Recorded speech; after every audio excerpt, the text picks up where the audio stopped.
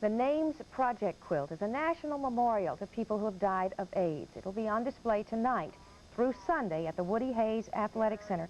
You see it here being shown for the first time on the Capitol Mall in Washington. That was back in October of '87. Then it was 1,900 panels large. Now it has more than 13,000 panels and represents about a fourth of the Americans who have died from AIDS. The quilt is so big it has to be displayed in parts. 2,000 or so panels will be shown here in Columbus. 50 of them were made by Central Ohio people. And Wanda Evans is one of those 50. She's from Delaware. Your son, Eric, died of AIDS last fall. And this is the panel, Wanda, that you have made to remember Eric. And it has all kinds of things that represent his life and his interests. That's right. Let's explain them to people as we hold it up. All right. The Corner of the Sky was his favorite song. It was from Pippin, and we have his picture there. The 7 clouds represent the 7 members of his family, and on each cloud is part of his life.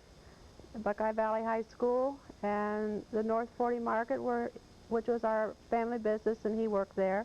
And he raised a pilot dog, which he was proud of. And the family farm is called Klondike Acres. And he graduated from the American School of Broadcasting and also taught there. And the modem was a support system he had on his computer by Eric. It was ERIC, Encouraging Resources in Columbus.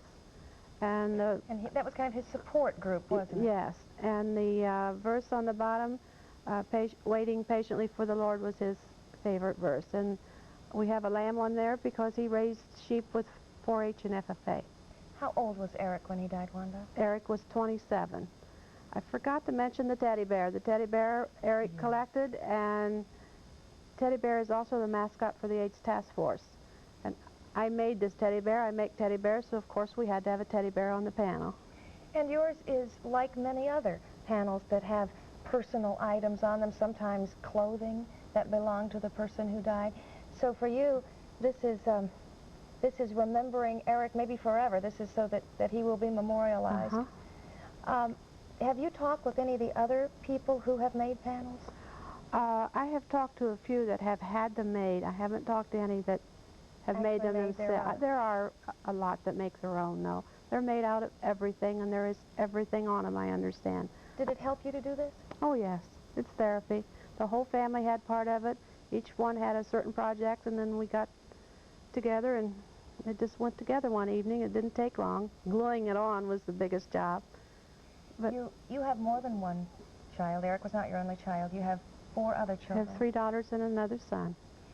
First, would you tell me how you reacted when you found out your son had AIDS? Kind of just went through me. I thought it's just something that'll pass, and then realized it wouldn't pass. Eric felt he had the HIV virus for about 4 years, and then he began to get sick the last year. He worked up until May and died in July. But since he worked for us, his hours were getting less and less, and of course we knew the reason why. But he wanted to work as long as he could. How did the rest of the family handle learning that their brother, and in Ed's case, his father, his son, had AIDS? We accepted it. It was hard. You go through stages, I think, disbelief, and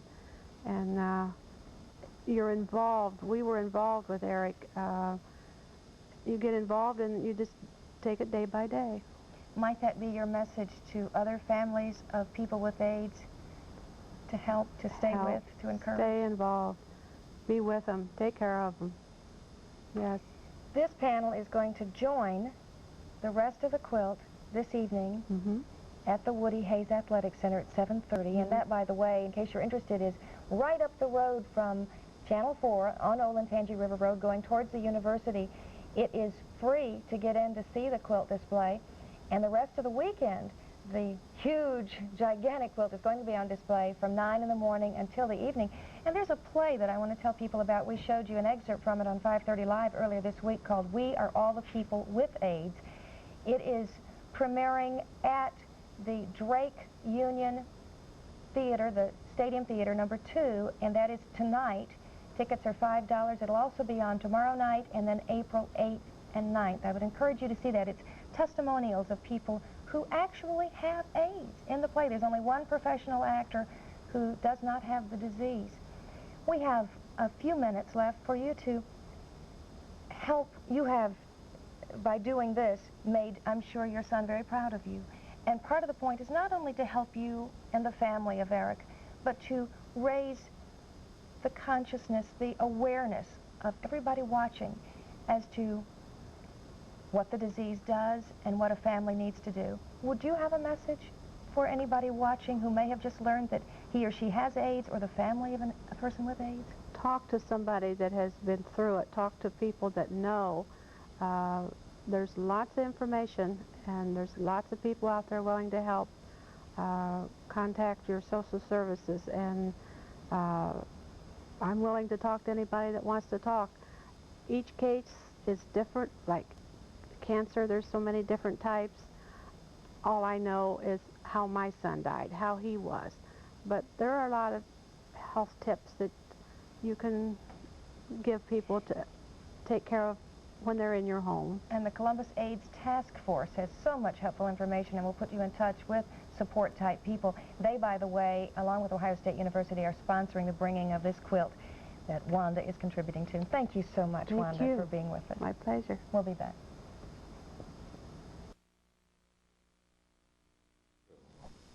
Hundreds of people are at the Woody Hayes Athletic Center tonight to remember those who have died from AIDS. They are there to view the National AIDS Memorial Quilt, a quilt large enough to cover a football field with just 2,000 of its 9,000 panels on display here in Columbus. It carries the names and personal mementos of AIDS victims. It's an attempt to put a human face on this deadly disease. The quilt is a way of showing the humanity behind the statistics of AIDS. So many times you hear that how many tens of thousands of people have died or how many people are infected with the HIV virus. We attempt to show that there are real people who are loved, who are missed, and who want to be, who are going to be remembered. The AIDS quilt was created in San Francisco 2 years ago. It now lists the names of 82 Ohioans. The quilt is on display through Sunday night at Ohio State. Columbus is one of 20 North American cities where the quilt will be seen this year. This weekend, the National AIDS Memorial Quilt was shown in Columbus, and it travels around the country, and as in other cities, people hear handmade panels to add for friends and loved ones. In closing ceremonies tonight, people felt the pain, the love, and all the emotion the quilt brings out. It was labor of love, I guess we want to say. We knew that's Eric when we get done. William Dirk Diefenbach and David Brown, DDS. Basically, it's just exactly what the quilt's meant for, just releasing a lot of grief in a safe community. It's a pretty overwhelming expression of love and death.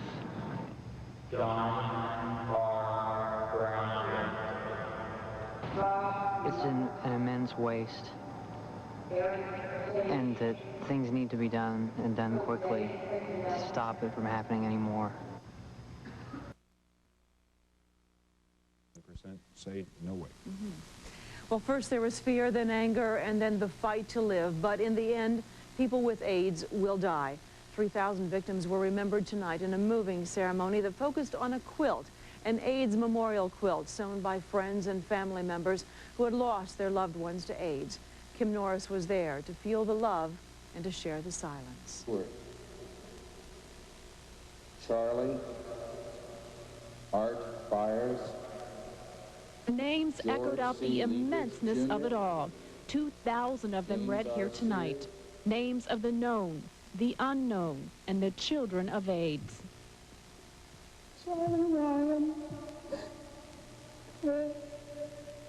Dressed in white, holding hands, the volunteers marched, carefully unfolding and turning the quilts, laying them to rest. Almost like soldiers in a war against AIDS. People came to see and to remember. And I think the worst thing about death is that you're forgotten, and hopefully, I mean, he won't be forgotten because of the legacy of his work, but the panel was about people not ever forgetting him. So anyone who sees it will know a little about him, even though they never met him. Tonight, they'll know. Tonight, they'll know.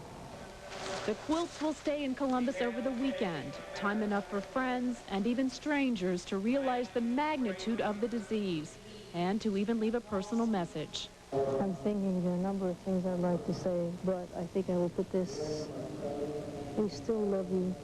From here, the quilt will travel to Tampa, Florida, and on and on. Organizers here say the journey will continue until there is a cure. It's awful. The quilt keeps getting bigger and bigger. But I think as it gets bigger, people realize how many people are dying and how many people need help. And it's sort of a way that they live on. Kim Norris, Channel 6 News. Are as big as a football field, and Sherryl Sheets is on the OSU campus in the middle of a gigantic love-filled quilt. Sherryl? Chuck and Dana, this is the National AIDS Memorial Quilt, and it is as big as a football field, and this is only part of it. It was first unfolded in Washington, D.C. 2 years ago. Tonight unfolded for the very first time in Ohio and here in Columbus, and it is the first showing at a university. Opening ceremonies were earlier tonight. They read the names of each of the people who have a piece of quilt here, read those out loud, and it was touching whether you agree with what happened or not. But I really think the best way to show you exactly what it was like is just to show you. Johnny Freiberg, Keith Knopfsinger, to the children of AIDS. 2,000 testimonials of love, names remembered, unfolding the past, present, and future. These are just some of the 10,000 handmade labors of love, bringing good memories, pain, and sadness. Charlie, Ryan, Chris, Ethel, Marvell. A personal stake because I am a PWA, and I have a lot of friends that have died from this epidemic, and I wanted to become a part of it while I was still alive. What would you say to the people out there who maybe have a different attitude than you? A lot of things going on in my mind right now, and just to have compassion and understanding, and to help in any way that they can. Friends, families, and strangers, searching for names, searching for a link to someone. Gerald, Mass, and our son, Eric Evans. It was very hard, but I was proud to do it. It was labor of love, I guess we want to say, but it was, the ideas just came, and when you've got a 6-foot by 3-foot panel, you think, what am I going to put on it? And it fills up quick. There's so many quilts here of unknown people, and that's got to be a sad, sad story, to be alone in the world, no matter what's wrong. Eric was not alone. No, ma'am. He had a lot of friends. He had his family. I never expected to see a name I knew. Eric went to my high school. I knew his family. His sister graduated with me, and as I said, it's very touching, especially when you come in and see a name that you recognize. Now, these are some of the 50 local Central Ohio panels that will be added to the quilt and will be part of that 10,000 that will travel around the country. And Chuck and Dana, if people would like to come and see the quilt, it's open here at the Woody Hayes Athletic Facility starting at 9 in the morning through Sunday. Study that is due next month. This morning, about 75 sophomores from Columbus Alternative High School rode buses to see the Names Project quilt on display for the weekend at the Woody Hayes Athletic Center. An emotional experience seeing 2,000 panels, each representing the life of a person who died from AIDS. And, you know, people put these quilts together, they really care for these other people, you know, their loved ones who've died. You can see people that, like, could be anybody, you know? It's not just gay people, it's not just drug users, it's anybody. Yeah, he was a lawyer, an acquaintance of my dad, and he's here all right. 50 panels to remember Columbus area people who died from AIDS will be added to the larger quilt of more than 13,000 panels as it tours the U.S. and Canada.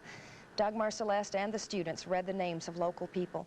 The display is free. It is open until 9 tonight, 9 till 9 tomorrow, and then 9 until 7 on Sunday. The quilt, you understand how it began with one name, sewn with love, and grew to thousands of names, stitched with memories, surrounded by favorite things. Each name is a proud inscription, but all of them together make a national monument to those who died of AIDS. A monument that says, remember me. The Ohio State University and the Columbus AIDS Task Force urge you to see the quilt and understand.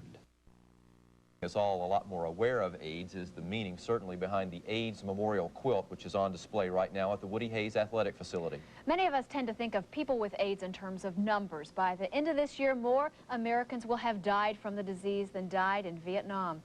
Let me put it this way about the quilt.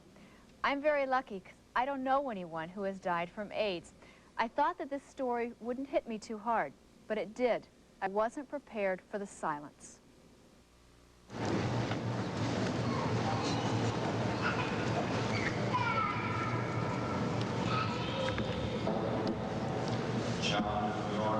Mike doesn't have, per se, a grave site. He was cremated and there was no memorial service or no funeral. So for me, the quilt's my significant place to grieve, and my focus for Mike comes from this panel. David W. Go. I'm sad. Stephen Weber. Honestly. Very sad. We got the idea for this the day of Tom's funeral. It was a real cold, rainy, gray day. So that probably gives you an idea of one type of person who visits this quilt. But then there are the others who have not been intimately touched by AIDS. I was here to see other people's reactions, I guess, to see what was going on, and it really got me thinking about what's going on. It's serious. It really is.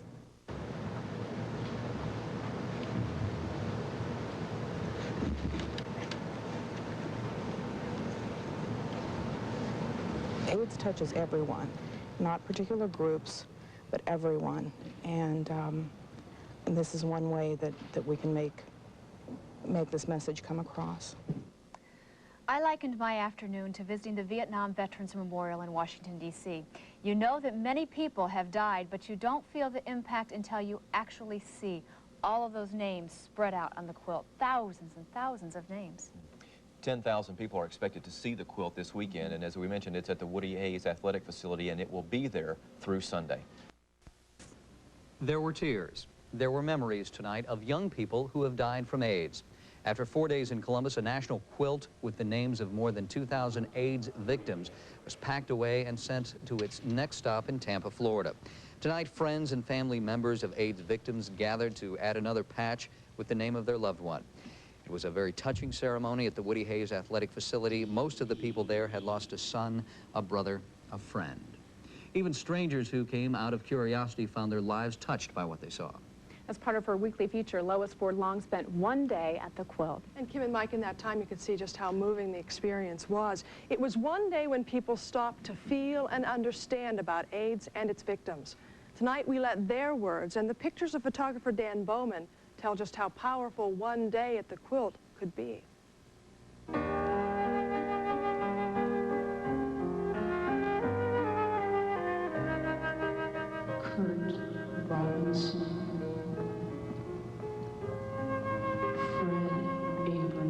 He was an artist. He was. You think he might have painted that? I think he did. What we try and do is show that the real people behind the statistics, that Martin or Toby or Miguel is someone who is missed, who is loved, and who is remembered. This is, he was a Denver Broncos fan. I have to tell Dad that. And really, until you see this in actuality, you don't realize how many people have died. Roger, Jacoby. You think this is just 2,000? Just 2,000 people out of the hundreds of thousands that are suffering from the disease. They're postmen, they're policemen, they're teachers. It's not other people, but it's people like you and I. Yeah, isn't that pretty? Must have been a piano player.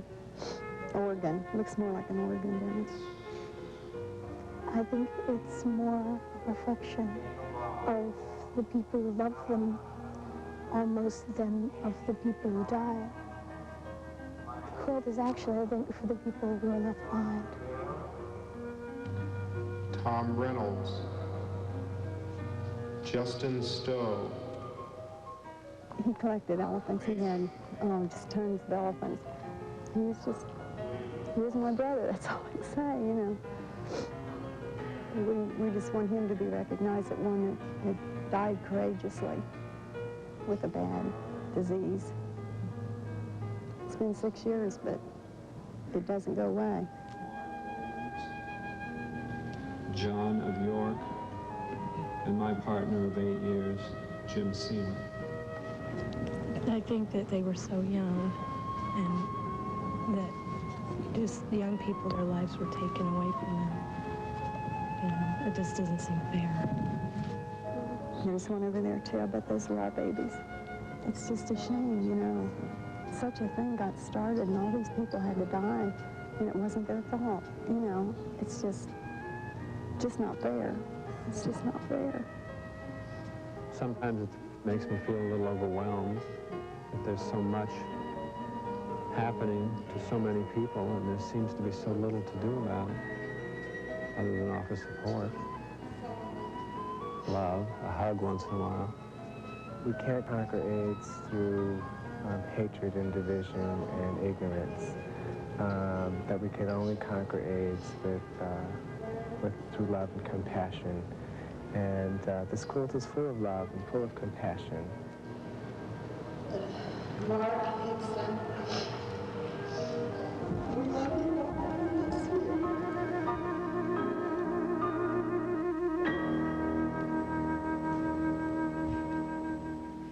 You know, Mike and Kim, I think what moved me about that is that the little glimpses that you saw of people's lives just take you right beyond all the feelings that you may have about AIDS or, you know, judgments or opinions that you might have. And makes you really see them as people. There's so many there, too. It's really overwhelming. Yeah, the people you talked to, did they seem bitter at all, or was it just more just a loss? They didn't know how to feel. There was a lot of loss. You know, you'd see little bits of bitterness in some of the things that were said on the quilt and that sort of thing. But they said the quilt's like the disease. There's bitterness, there's hope, there's sadness, there's all of those things all together, like the quilt. Very touching story, Lois. Thank you, Lois. I'm Cindy Lazarus, Honorary Chairperson of Art for Life, an auction to benefit the Columbus AIDS Task Force. The task force provides information to the entire community and directs services to people and families living with AIDS. Local and national artists and entertainers have donated art and personal items to support this important work. AIDS is everyone's problem. Be part of the solution. Join us for Art for Life, August the 5th at 7:30 p.m. For more information, call 488-2437.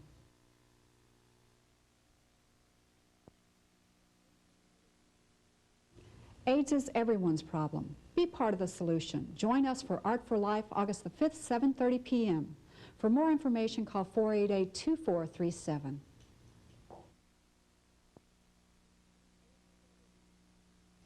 AIDS is everyone's problem. Be part of the solution. For more information about AIDS or to find out how you can help, call the Columbus AIDS Task Force, 488-2437.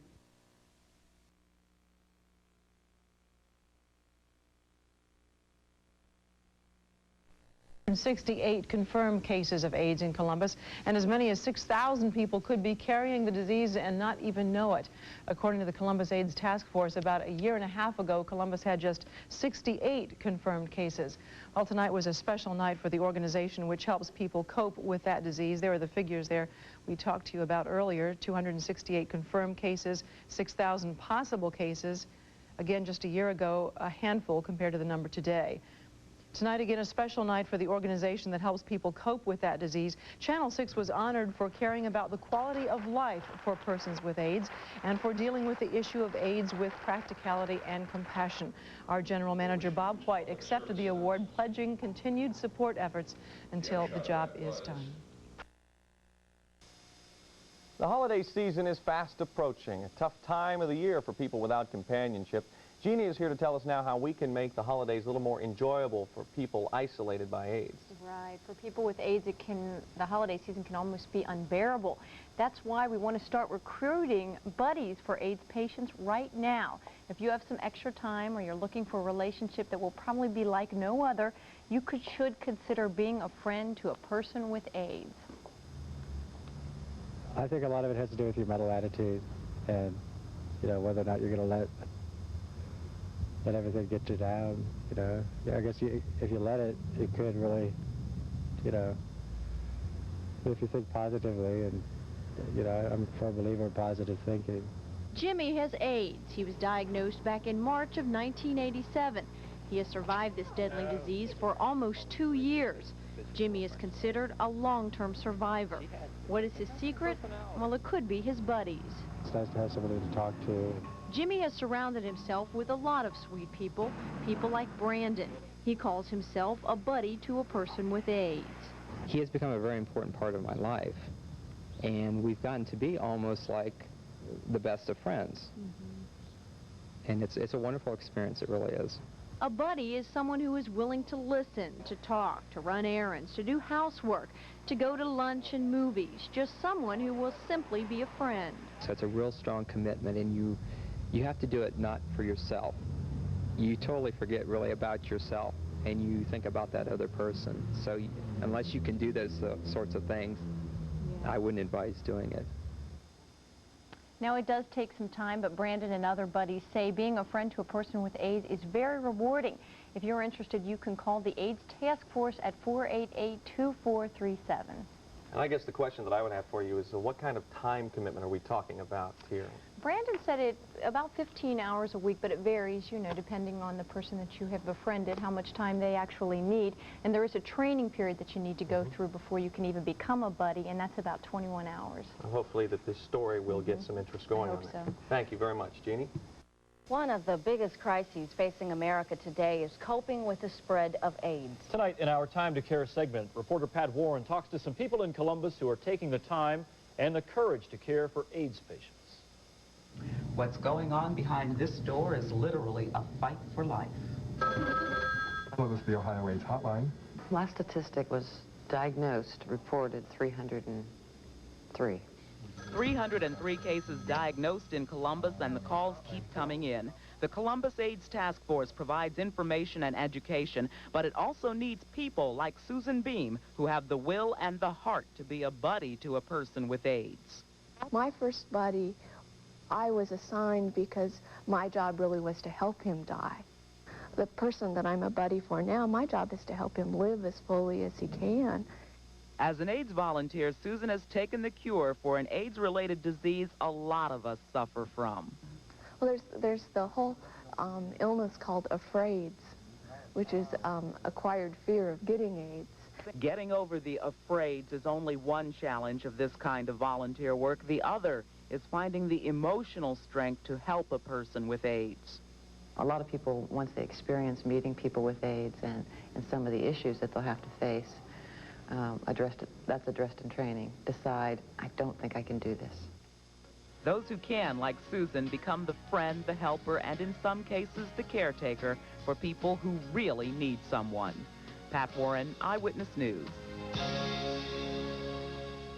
Great to see people helping out there. By the way, the next training session for AIDS volunteers will come up in January, but applications are being taken right now. If you are interested and you would like to help, call the number you see on your screen here, 488-2437, the number 488-2437.